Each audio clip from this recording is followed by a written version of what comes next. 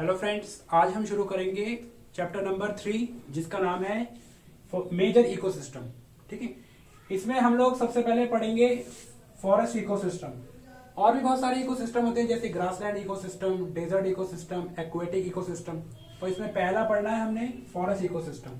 देखिए, forest ecosystem में उसके कई टाइप्स हैं। जैसे आपको मैं बता दूं, coniferous forest, temperate deciduous forest, और एक आपका तीसरा भी है यहाँ पर टेम्परेट एवरग्रीन फॉरेस्ट। चौथा है आपका टेम्परेट रेन फॉरेस्ट। पांचवा जो है आपका है ट्रॉपिकल रेन फॉरेस्ट। और छठा जो है ट्रॉपिकल सीजनल फॉरेस्ट। और सातवां जो है सब ट्रॉपिकल रेन फॉरेस्ट। तो ये 7 जो है आपके फॉरेस्ट हैं। ठीक है, तो फॉरेस्ट बेसिकली आपका ये है कि कौन कौन से जंगल हैं, क्या कहते हैं, पूरे वर्ल्ड के अंदर यानी पूरे विश्व के अंदर कितने जंगल हैं, तो उसके बारे में पढ़ेंगे। तो पहला मैंने यहाँ पर ऑलरेडी लिख चुका हूं, तो आपको सिर्फ समझाना है, तो मैं ये समझा देता हूं। अब देखिए, फॉरेस्ट इकोसिस्टम का मतलब होता है वन पारितंत्र। देखिए, जितने भी वन हैं पूरे वर्ल्ड के अंदर, वो सभी किसमें आ जाते हैं? फॉरेस्ट इकोसिस्टम में। ठीक है, तो पहले फॉरेस्ट के बारे में पढ़ते हैं जिसका नाम है कॉनिफेरस, या फिर इसको टैगा के नाम से भी जानते हैं। ठीक है, या फिर इसको हिंदी में शंकुधारी वन भी बोलते हैं, ये याद रखना है। और इसके कुछ इंपॉर्टेंट फीचर्स हैं जो आपको थोड़े से जानने हैं, ज्यादा नहीं है। जो जो इंपॉर्टेंट है मैंने सिर्फ वो ही बताए हैं आपको। देखिए, पहला इसमें देखिए फीचर पढ़ते हैं, long winter and moderate to high rainfall. यहां पर पहला है कि लंबे समय तक सर्दियां रहती हैं।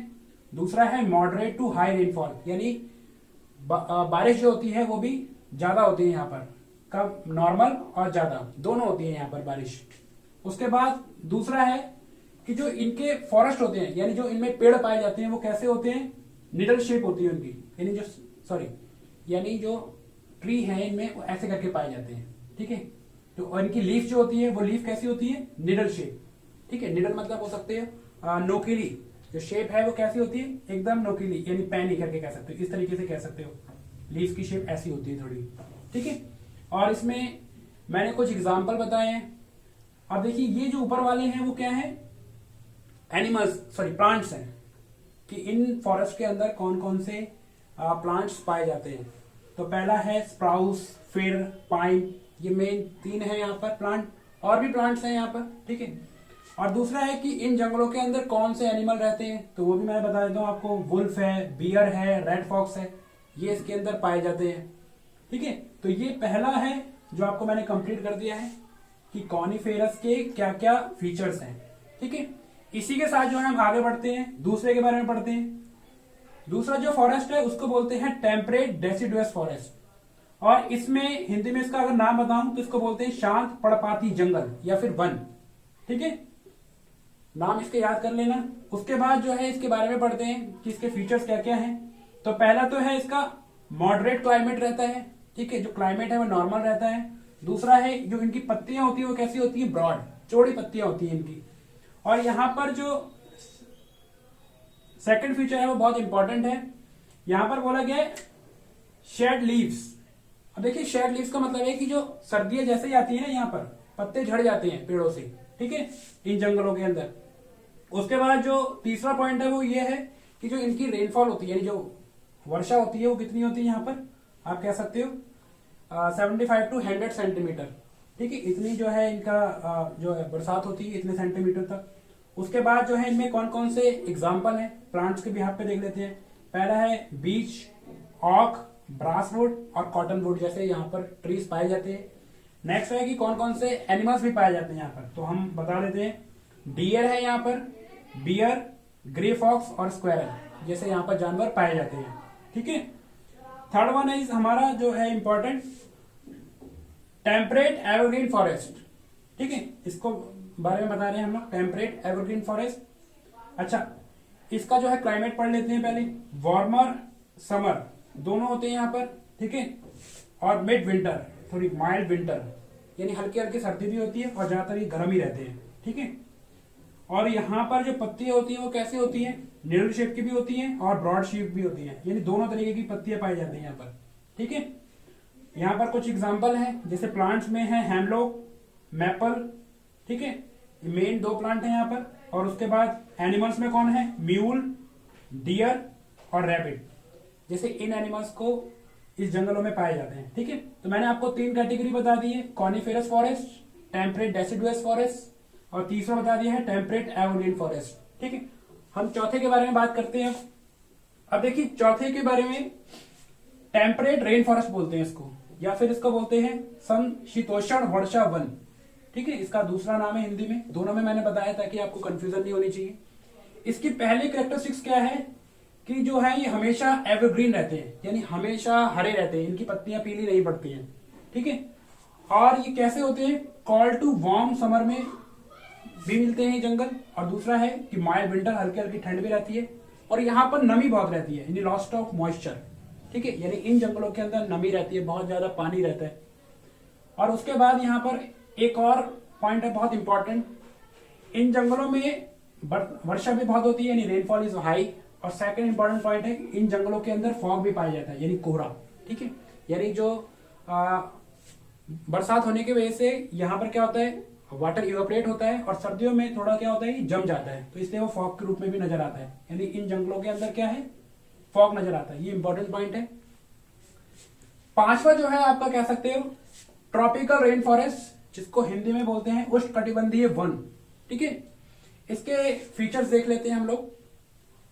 हाई टेम्परेचर, ठीक है, हाई ह्यूमिडिटी, ये भी रहता है, यानी टेम्परेचर यानी गर्म रहता है बहुत ज्यादा, ह्यूमिडिटी भी बहुत ज्यादा रहती है। उसके बाद यहाँ पर और भी है कि जो रेन है यहाँ पर कितनी होती है, 200 सेंटीमीटर से ज्यादा रेनफॉल होती है। ठीक है, यहाँ पर कुछ एनिमल्स हैं जैसे कैमलियन है, ठीक है, स्नेक है, बर्ड है, मैमल्स। ठीक है, ये एग्जाम्पल है एनिमल्स के। देखिए जिन जिनके मैंने एग्जाम्पल कराए हैं वो इंपॉर्टेंट है, ये ज्यादा इंपॉर्टेंट नहीं है, इसलिए मैंने इनके एनिमल्स वगैरह नहीं बताए। ठीक है, 6th है आपका ट्रॉपिकल सीजनल फॉरेस्ट। देखिए अगर मैं इसकी बात करूं तो इसको बोलते हैं उष्णकटिबंधीय मौसमी वन।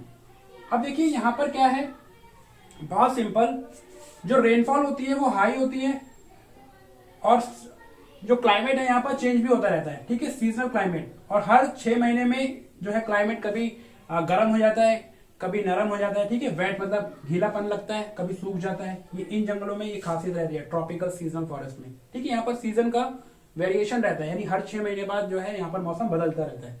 ठीक है, 7वां जो है, 7वां भी इंपॉर्टेंट है पर इतना नहीं जितना पहले के मुकाबले में। ये 3 जो है ज्यादा इंपॉर्टेंट है, जिनको मैंने ब्रीफ में बताया है। ठीक है, 7वें में आपको बोला गया है सब ट्रॉपिकल रेन फॉरेस्ट। ठीक है, ये 7वां जो है सब ट्रॉपिकल रेन फॉरेस्ट है। इसमें बोला गया है सीजन चेंज होते रहते हैं काफी, और दूसरा इनकी जो पत्तियां होती है वो चौड़ी होती है। ठीक है, आई होप कि ये जो फॉरेस्ट के अलग अलग टाइप हैं ये आपको समझ में आए होंगे। ठीक है, अगर इसमें से कोई भी बात समझ नहीं आती तो आप मुझे कमेंट बॉक्स में डाल सकते हो, लेकिन ये एग्जाम पर्पस व्यू से बहुत ज्यादा इंपॉर्टेंट है, इसको करना है, हर एक लाइन को पढ़ना है। ठीक है, अच्छा इसके बाद आता है आपका इंपॉर्टेंस। यहां पर मैंने एक पॉइंट डाला हुआ है कि क्या इंपॉर्टेंस रहती है फॉरेस्ट की, यानी फॉरेस्ट इकोसिस्टम की। तो आप बहुत सारी चीजें हैं इसमें, तो आप नॉर्मली आप अपना माइंडसेट लगा सकते हैं कि जो फॉरेस्ट इकोसिस्टम है, यानी फॉरेस्ट की क्या आगे कहते हैं इंपॉर्टेंस है। तो आप पहला तो ये कह सकते हो कि ऑक्सीजन देता है, दूसरा कह सकते हो वुड मिलती है, और मेडिसिन पर्पज से काम आता है, डोमेस्टिक, इंडस्ट्रियल, बहुत सारे यूज हैं। ठीक है, तो ये आप भी कर सकते हो सोच सोच कर। उसके बाद यहाँ पर नेक्स्ट पॉइंट बताया गया conservation of forest. Conservation of forest का सिंपल सा मीनिंग होता है कि हम फॉरेस्ट को बचाना क्यों चाहते हैं, यानी उसको सेव करके क्यों रखना चाहते हैं। तो बहुत सिंपल है कि हम लोग यहाँ पर कंजर्व करके क्यों रखना चाहते हैं, क्योंकि हम इसको यूज कर सके, क्योंकि ये बहुत इंपॉर्टेंट नेचुरल रिसोर्सेज है। ठीक है, क्योंकि हमें सबसे पहले तो ऑक्सीजन मिलती है, दूसरे बाद हमें इससे वेजिटेबल फ्रूट्स वगैरह भी मिलते हैं, वुड मिलता है, और जो बर्ड्स वगैरह होते हैं उनको हाउस मिल जाता है, तो बहुत जरूरी है। ठीक है, तो ये आई होप कि ये क्लियर हो गया होगा, समझ में आ गया होगा। बाकी इसको आप स्क्रीनशॉट लेके पढ़ सकते हैं ताकि आपको कोई चीज मिस ना करें। ठीक है, बस ज्यादा नहीं करना है आपने, ये जो 7 हैं आपको यही पढ़ने हैं। ठीक है, नेक्स्ट टॉपिक करते हैं हम लोग।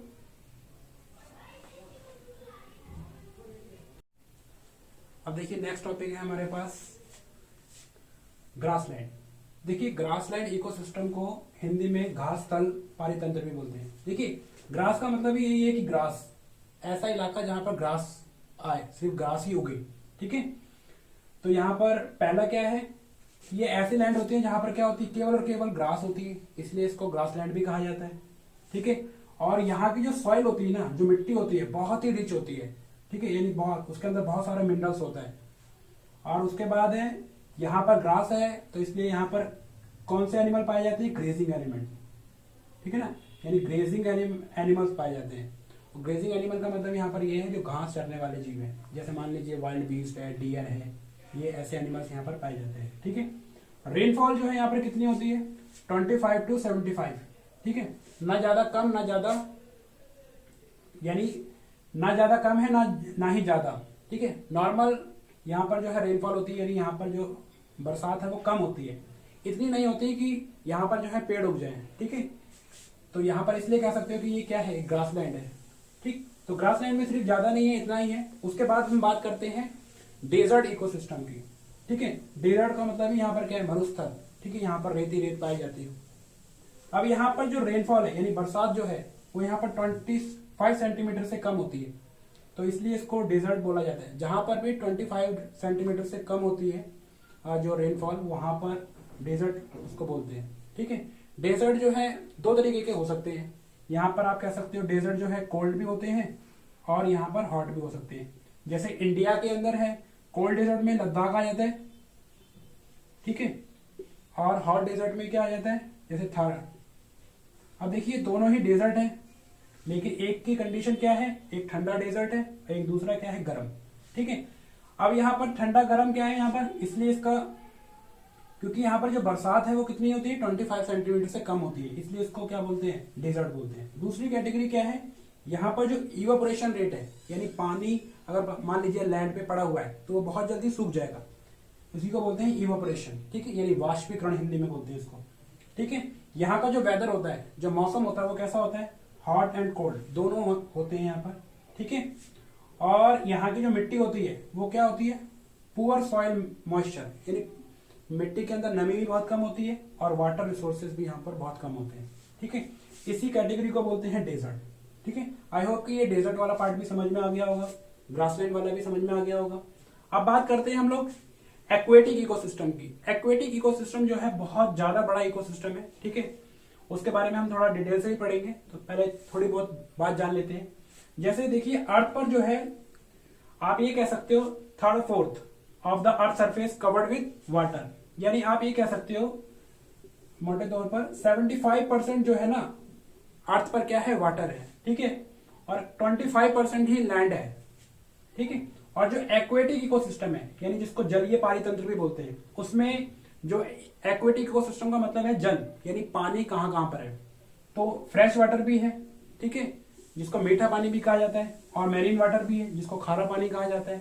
फ्रेश वाटर के तौर पे आप कह सकते हो रिवर, पॉन्ड, लेक, ये आते हैं। मेरीन वाटर में आप कह सकते हो ओशियन वगैरह आते हैं, सी वगैरह आते हैं। ठीक है, यानी समुद्र वगैरह आते हैं, महासागर वगैरह। अब देखिए कुछ कैटेगरी मैंने बताई है एक्वेटिक ऑर्गेनिज्म, यानी जलीय जीवों की ना कुछ कैटेगरी होती है। ठीक है, जैसे न्यूस्टॉन जिसको पटलक बोलते हैं, पेरीफाइटन जिसको पारिपादप बोलते हैं। ठीक है, एक कैटेगरी है यहाँ पर प्लैंकटन जिसको प्लवक बोलते हैं, एक है नेक्टन जिसको तरणक बोलते हैं, और लास्ट वाला है बेंथोस जिसको नीतलक बोलते हैं। ठीक है, इनके बारे में हम थोड़ा सा डिटेल में पढ़ेंगे और इसको समझेंगे भी कहाँ कहाँ पर जो है कहते हैं फ्रेश वाटर में पाए जाते हैं। ठीक है, या फ्रेश वाटर में या फिर जो है रिवर्स वगैरह में पाए जाते हैं। ठीक है, इसको समझते हैं। अब देखिए जो मैंने आपको कैटेगरी बताई थी एक्वेटिक ऑर्गेनिजम्स की, वो उन कैटेगरी में ये मैंने आपको बताए थे 5 हैं। ठीक है, इसका पहला नाम है neuston, periphyton, plankton and nekton and benthos. इनके हिंदी में भी नाम बता दिए। ठीक है, अब देखिए इस कैटेगरी में कौन कौन से ऑर्गेनिजम्स आते हैं, तो आप कह सकते हो वाटर स्ट्राइडर, स्पाइडर और प्रोटोजोआ और स्नेल। ठीक है, और पेरीफाइटन के अंदर आप कह सकते हो बैक्टीरिया, फंजाई, ये ऑर्गेनिजम्स आते हैं। और प्लैंकटन में एल्गी आता है, प्रोटोजोआ आता है, बैक्टीरिया। और नेक्टन में शार्क, डॉल्फिन, टर्टल्स। और पांचवें में बेंथोस में क्या आता है, क्रैब्स, कोरल्स और लॉबस्टर्स। अब देखिए ये सी के अंदर प्लेस कहां पर होते हैं, इसके बारे में थोड़ा सा एक फिगर आउट बना लेते हैं। वैसे आपको स्क्रीन पर फिगर दिख जाएगी, फिर भी मैं एक जो है रफ डायग्राम बना देता हूं। ठीक है, समझने के लिए। अब देखिए सपोज कीजिए ये सी है और सी का नीचे वाला पोर्शन है, ठीक है, और ये यहाँ का जो है सी बेड है, यानी वहां की मिट्टी इस तरीके से, ठीक, और यहां पर है वाटर, ये हिस्सा क्या है, वाटर, यानी यहां पर है वाटर। अब सपोज कीजिए यहां पर जो प्लांट्स होंगे, ठीक है, यहां पर, अब यहां पर जो प्लांट्स होंगे उनको आसानी से सनलाइट मिल जाती है, इसलिए यहां पर प्लांट्स आ गए सी बेड के ऊपर, ठीक है, इस जगह को बोलते हैं सी बेड, ठीक है, ये है सी बेड, ठीक है, समुद्र की सतह। अब देखिए यहां की तरफ जो जीव पाए जाएंगे, जहां पर लैंड है, थोड़ा सा पानी है, यहां पर कम है पानी, तो यहां पर जो जीव पाए जाएंगे ना इन पौधों के ऊपर, इन पौधों पर जो जीव पाए जाएंगे उनको बोलेंगे हम लोग पेरीफाइटन। क्या बोलेंगे, पेरीफाइटन, ठीक है, पेरीफाइटन। अब देखिए पेरीफाइटन में कौन कौन से जीव हो सकते हैं, बैक्टीरिया है, फंजाई है, इन जीवों को पाया जा सकता है, ठीक है। अब देखिए जो पानी के ऊपर जो आप कह सकते हो जीव आ जाते हैं, मान लीजिए इसके सरफेस पर, ठीक है, यानी वाटर सरफेस के ऊपर जो जीव हैं यानी ऑर्गेनिजम्स हैं, उनको हम बोलते हैं न्यूस्ट्रॉन। क्या बोलते हैं, न्यूस्ट्रॉन, ठीक है, न्यूस्ट्रॉन। क्लियर है, आई होप ये चीज समझ में आ रही होगी। अच्छा, और जो सी बेड के अंदर जो ऑर्गेनिजम्स पाए जाते हैं, मान लीजिए इनके अंदर जो ऑर्गेनिजम्स हैं, ठीक है, मान लीजिए ऑर्गेनिज्म है सी बेड के अंदर, मिट्टी के अंदर, तो आप इनको कह सकते हो बेंथोस। क्या कह सकते हो, बेंथोस, ठीक है, जिनमें क्रैब हैं, कॉरल्स हैं, लोबस्टर, इनमें पाए जाते हैं, ठीक है, इनको बोल सकते हो बेंथोस, ठीक है। ये समुद्र के अंदर की कहानी है। और यहां पर जो जीव पाए जाते हैं तैरते हुए छोटे छोटे, ठीक है, इन्हीं के अंदर होते हैं प्लैंकटन, ठीक है। प्लैंकटन का मतलब क्या होता है, माइक्रोस्कोपिक प्लांट, छोटे छोटे प्लांट जो यहां तैर रहे होते हैं पानी के अंदर, ठीक है, और इन्हीं के अंदर पाए जाते हैं, यहां पर एक कैटेगरी और है जू प्लैंकटन, जो इनको खाते हैं, जू प्लैंकटन, ठीक है, यहां पर मैं सही से लिख देता हूं, ठीक है। और बाकी जो लार्ज स्पेस बच गया बड़ा सा, ठीक है, आई होप ये समझ गए होंगे आप क्या है, नेक्टन। जो बड़ी बड़ी फिश वगैरह पाई जाती है वो क्या है, नेक्टन, ठीक है। ये बेसिकली डायग्राम के थ्रू और अच्छे से समझ सकते हो आप, ये मैंने एक रफली डायग्राम बना दिया है। आई होप की जो एक्वेटिक ऑर्गेनिजम्स के रहने की जगह है उसकी कैटेगरी है, ठीक है, ये सी की है या फ्रेश वाटर में भी हो सकती है इस तरीके की कैटेगरी। तो आप ये याद रखिएगा, जहां पर सनलाइट थोड़ा सा डीप पाथ हो उसको बोल सकते हैं पेरीफाइटन, और जो वाटर सरफेस के ऊपर जो ऑर्गेनिज्म पाए जाते हैं उसको बोल सकते हैं न्यूस्ट्रॉन, और जो उसके अंदर जो छोटे छोटे जीव हों तो प्लैंकटन है या फिर जू प्लैंकटन होंगे, ठीक है, और जो सी बेड के अंदर होंगे मिट्टी के अंदर उसको बोलते हैं बेंथोस, और जो बड़ा सा एरिया कवर करेंगे जहां लार्ज फिश होंगी, ठीक है, उसको बोलते हैं नेक्ट। आई होप कि ये कैटेगरी जो है आपको समझ में आ गई होगी, ठीक है। इसी के साथ जो है हम आगे बढ़ते हैं। अब देखिए, अब यहां पर समझ लीजिए मैं कुछ बता रहा हूं फ्रेश वाटर के ऊपर, ठीक है, फ्रेश वाटर। अब देखिए फ्रेश वाटर सिस्टम में भी क्या बोल सकते हो, फ्रेश वाटर सिस्टम बोल सकते हो, ठीक है। अब देखिए फ्रेश वाटर सिस्टम में एक कैटेगरी है जिसको मैं आपको बता देता हूँ। फ्रेश वाटर जैसे रिवर्स वगैरह होती है, लेक वगैरह होती है, ये सब फ्रेश वाटर में आते हैं। लेक मान लीजिए, रिवर मान लीजिए, ठीक है, और वेल मान लीजिए, कुएं वगैरह जो होते हैं, ये सब क्या है, फ्रेश वाटर की कैटेगरी में आते हैं, ठीक है। इसमें दो तरीके के सिस्टम होते हैं, इसको समझिए आप थोड़ा सा। अब देखिए एक होता है, इसमें हिंदी में बोलते हैं लैंटिक, सॉरी इंग्लिश में बोलते हैं लैंटिक इकोसिस्टम, जिसको हिंदी में बोलते हैं सरो, ठीक है। लैंटिक का मतलब है सरो, और इसको तो बताइए पारितंत्र। और एक है आपका लॉटिक, लॉटिक इकोसिस्टम, जिसको हिंदी में बोलते हैं सरित इकोसिस्टम, या सरित पारितंत्र। देखिए, अब देखिए यहां पर अगर मैं आपको बात करूं तो इसमें एग्जाम्पल के मैं पहले बता देता हूँ, लैंड में एग्जाम्पल बता देता हूँ पहले, आपको समझ में आ जाएगा शायद। पॉन्ड, लेक एक्सेट्रा, यहां पर क्या आ जाएगा एग्जाम्पल में, रिवर, कैनल और कह सकते हो स्ट्रीम।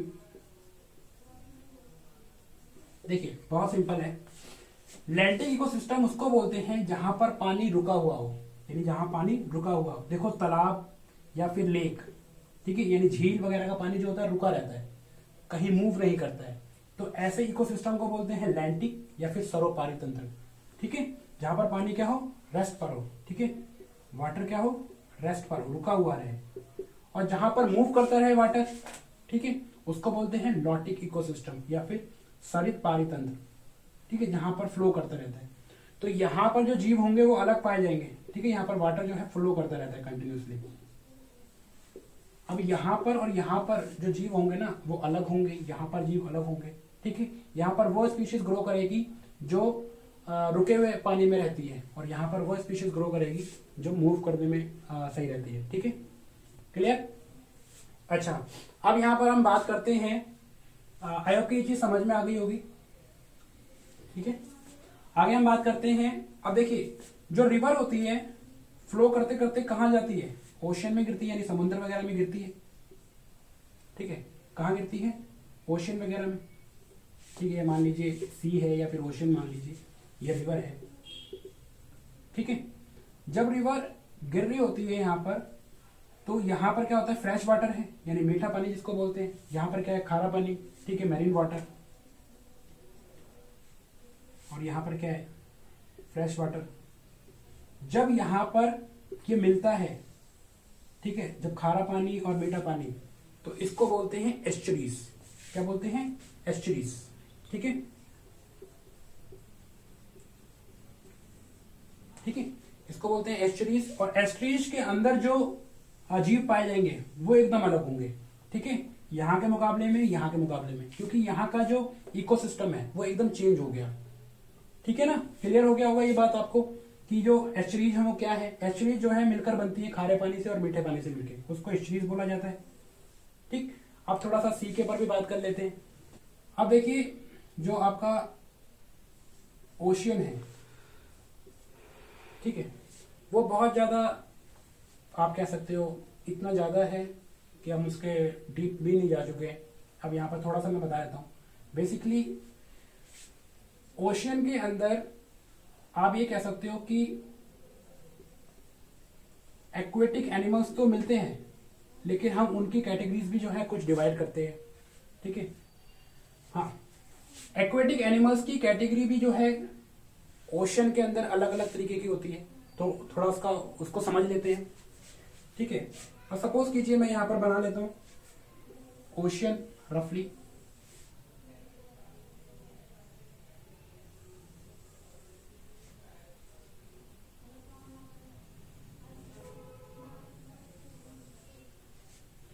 जैसे हमने देखा सी में और क्या कहते हैं रिवर के अंदर कैटेगरीज होती है एनिमल्स की, ऐसे ही इसमें भी कैटेगरीज होती है ओशियन के अंदर।